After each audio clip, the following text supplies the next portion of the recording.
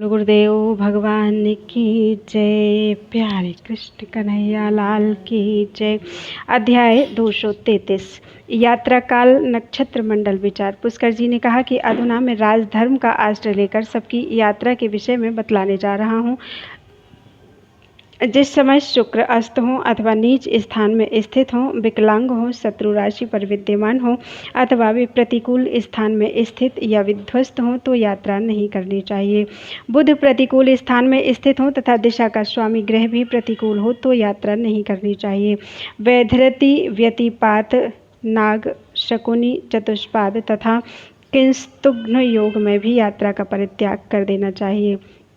विपत, मृत्यु, प्रत्यरि और जन्म इन ताराओं में, गंड योग में तथा रिक्ता तिथि में भी यात्रा नहीं करना चाहिए। उत्तर और पूर्व इन दोनों दिशाओं की एकता कही गई है। इस तरह पश्चिम और दक्षिण इन दोनों दिशाओं की भी एकता मानी गई है। वायव्य कोण से लेकर अग्निकोण तक जो परिघ दंड रहता है उसका उल्लंघन करके यात्रा नहीं करनी चाहिए। रवि, सोम और शनैश्चर ये दिन यात्रा के लिए अच्छे नहीं माने गए हैं। कृत्तिका से लेकर 7 नक्षत्र समूह पूर्व दिशा में रहते हैं। मघा आदि 7 नक्षत्र दक्षिण दिशा में रहते हैं। अनुराधा आदि 7 नक्षत्र पश्चिम दिशा में रहते हैं तथा धनिष्ठा आदि 7 नक्षत्र उत्तर दिशा में रहते हैं। अग्निकोण से वायुकोण तक परिघ दंड का रहा करता है, इसलिए इस तरह यात्रा करनी चाहिए जिससे परिघ दंड का उल्लंघन ना हो। उपरोक्त नक्षत्र उन दिशाओं के द्वार हैं। अधुना मैं आपको छाया का मान बतलाने जा रहा हूँ। रविवार को 20, सोमवार को 16, मंगलवार को 15, बुध को 14, बृहस्पति को 13, शुक्र को 12 तथा शनिवार को 11 अंगुल छायामान कहा गया है, जो सभी कर्मों के लिए विहित है।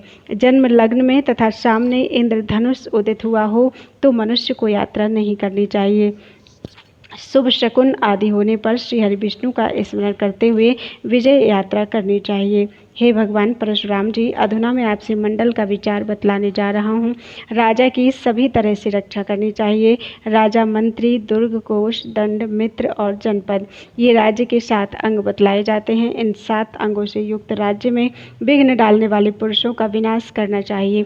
राजा को उचित है कि अपने सभी मंडलों में वृद्धि करना चाहिए। अपना मंडल ही यहाँ सबसे पहला मंडल है। सामंत नरेशों को ही उस मंडल का शत्रु समझना चाहिए। विजिगीषु राजा के सामने का सीमावर्ती सामंत उसका शत्रु है। उस शत्रु राज्य से जिसकी सीमा लगी है वह कथित शत्रु का शत्रु होने से विजिगीषु का मित्र है। इस तरह शत्रु मित्र, अरिमित्र, मित्र मित्र तथा अरिमित्र मित्र ये 5 मंडल के आगे रहने वाले हैं। इनका वर्णन किया गया। अधुना पीछे रहने वालों को बतलाने जा रहा हूँ, सुनिए। पीछे रहने वालों में पहला